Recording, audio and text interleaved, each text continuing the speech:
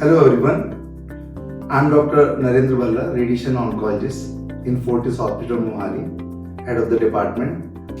Hello everyone, my name is Dr. Kuldeep Thakur and I am a head and neck cancer surgeon.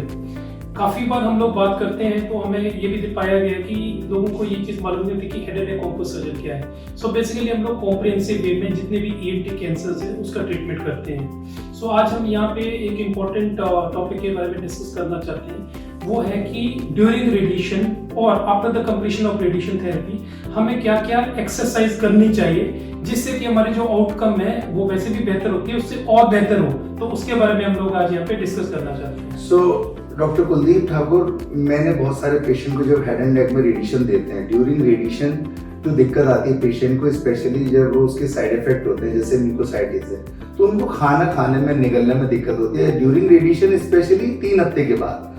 और कई बार treatment खत्म होने के बाद भी 2-3 हफ्ते रहती है कि उनको खाना सॉलिड खाने में दिक्कत आती है। तो उसके लिए ऐसा कोई एक्सरसाइज, ऐसा कुछ आप सजेस्ट कर सकते हो कि ट्रीटमेंट या एक्सरसाइज जिससे उन पेशेंट को ड्यूरिंग ट्रीटमेंट और आफ्टर ट्रीटमेंट फायदा हो, ये बताओ आपको।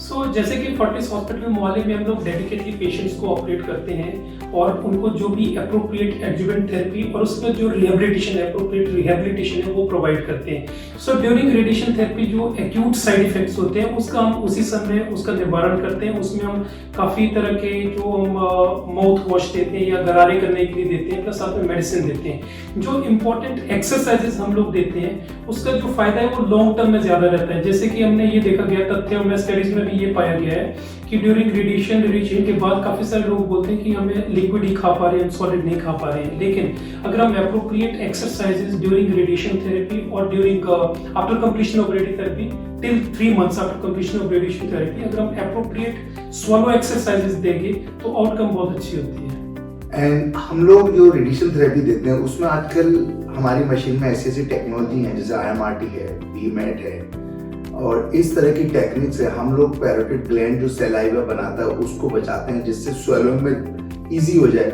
फिर भी साइड इफेक्ट थोड़े बहुत होते हैं, जितनी भी हम कोशिश करते हैं कि कम से कम साइड इफेक्ट हो, तो उसके बारे में ही हम ये बात कर रहे हैं। तो डॉक्टर कुलदीप ठाकुर एक एक्सरसाइज बताएंगे जिससे स्वेलो करने में ड्यूरिंग ट्रीटमेंट और आफ्टर ट्रीटमेंट रेडिएशन के बाद भी फायदा हो। तो वो एक्सरसाइज के बारे में डॉक्टर कुलदीप ठाकुर हमें डिटेल में समझाएंगे। जैसे कि सर ने बताया कि हम लोग यहाँ पे मेजोरिटी जो हमारे पेशेंट्स हैं उसको हम BMAT से ट्रीट करते हैं, जो कि अपनी स्पेशलिटी में एक उत्तम दर्जे की टेक्निक है जिससे साइड इफेक्ट बहुत कम होते हैं और ऑलमोस्ट ना के बराबर होते हैं। लेकिन फिर भी कुछ जो लॉन्ग टर्म साइड इफेक्ट होते हैं उसको हम एक्सरसाइज से बचा सकते हैं। इसमें 5 मेनली एक्सरसाइजेज हैं जिसमें और बहुत सिंपल एक्सरसाइजेज हैं।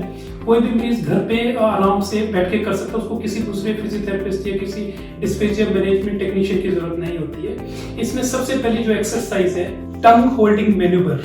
इस एक्सरसाइज में हम लोग क्या करते हैं, जो जीभ है उसको दांतों के बीच में क्लिंच करना है और उसके बाद उसी अवस्था में हमने निगलना है। जैसे जीभ को पहले क्लिंच करना है और फिर निगलना है। ये सबसे सिंपल एक्सरसाइज है।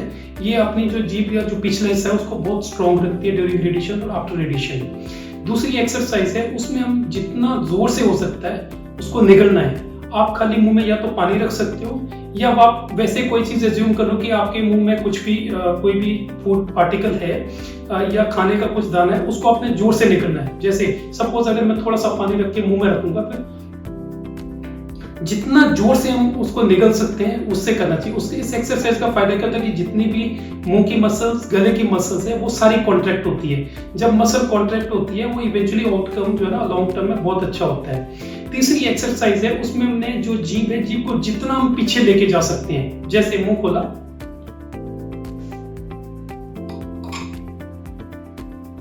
आप देख सकते हो मैंने मुंह खोला है और जीभ को जितना पीछे लेके जा सकते हो, जितना पीछे आप लेके जा सकते हो उतना पीछे लेके जाइए। ये तीसरी एक्सरसाइज है। चौथी एक्सरसाइज है, उसमें हम क्या करते हैं, अगर आप केयरफुली देखोगे, जब मैं थूक निगल रहा हूं तो आप ये सब देख सकते हो, ये ऊपर नीचे जा रहा है। ठीक है जी। जब ये ऊपर जाता है उससे क्या होता है, जो खाने वाली नली है वो खुल जाती है और खाना हम इजीली खा पाते हैं। तो हमने इसमें क्या करना है, जैसे हम निगलोगे तो हमने उंगली रखनी है यहाँ पे और कोशिश करना ये उंगली हम कम से कम 10 सेकंड तक रखें, इसको नीचे ना आने दें।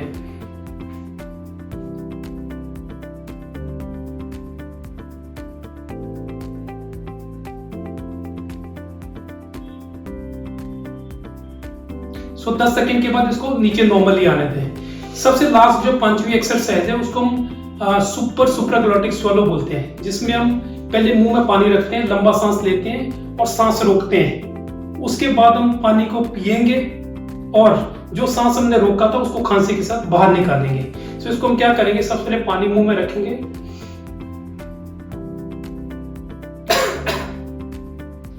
पहले हमने पानी मुंह में रखा, लंबा सांस लिया और सांस रोकते रोकते सांस हमने रोका और हमने पानी पी लिया। फिर जो हमने सांस रोका हुआ था उसको खांसी के साथ बाहर निकालना। इससे हमारा कहने का मतलब ये रहता है कि जब हम पानी पीते हैं थोड़ा सा पानी सांस वाले रास्ते में जाता है, क्योंकि हमने सांस रोका हुआ है, तो उसको रोके हुए सांस को हमने बाहर निकालना है खांसी के साथ, ताकि जो थोड़ा सा पानी सांस वाले रास्ते में गया हो वो पानी बाहर निकल जाए। पानी मुंह में पिया,